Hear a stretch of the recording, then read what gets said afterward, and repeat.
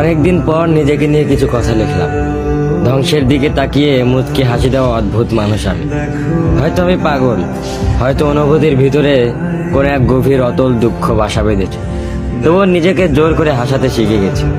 যেদিন ভেতরটা একবারে ভেঙে গিয়েছিল, সেদিনও বাইরে থেকে এক চিলতে হাসি মুখে নিয়ে সবার সামনে দাঁড়িয়েছিলাম।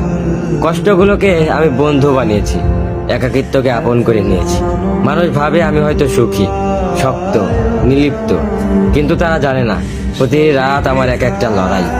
নিজেকে নিজেই বুঝিয়ে রাখি তুই ভালো আছিস, অথচ আমি জানি আমি ভালো নেই। ভেঙে যাচ্ছি প্রতিদিন একটু একটু করে, আর এই ধ্বংস হওয়াটাকে যেন ভালোবেসে ফেলেছি। আমি সেই মানুষ যে হার মানার আগে হাসে, কারণ জানি কান্না দেখিয়ে লাভ নেই। পৃথিবী শুধু শক্তদের মনে রাখে, দুর্বলদের নয়। তাই আমি অদ্ভুত, আমি অনুভূতির আগুনে পুড়ে যাওয়া নীরব যোদ্ধা। আমার জীবন কোনো সুখের গল্প নয়, এটা নিঃশব্দ বিপ্লব, যেখানে হাসির আড়ালে লুকানো থাকে হাজারো না বলা কথা, ভাঙা স্বপ্ন, হারিয়ে যাওয়া আমি। অনেকদিন পর নিজেকে নিয়ে কিছু কথা লিখলাম। ধ্বংসের দিকে তাকিয়ে মুচকি হাসি দেওয়া অদ্ভুত মানুষ আমি। হয়তো আমি পাগল, হয়তো অনুভূতির ভিতরে কোনো এক গভীর অতল দুঃখ বাসা বেঁধেছে। তবুও নিজেকে জোর করে হাসাতে শিখে গেছি।